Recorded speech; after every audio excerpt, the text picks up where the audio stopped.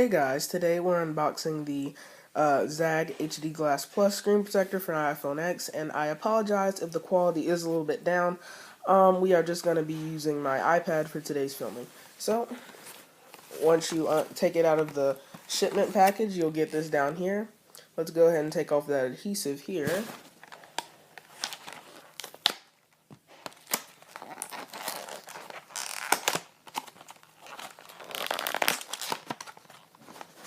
And the adhesive is a little bit tough there. You do have to go a little bit Hulk smash on it if you want to. There's a little bit of a reading on the back here. You're welcome to pause the video and read that if you like. Same for the front. And we got to pull this out here. And I apologize because this is a little bit challenging to do with one hand. So there we go, here's all of our stuff, and it is in kind of like a two-piece plastic build.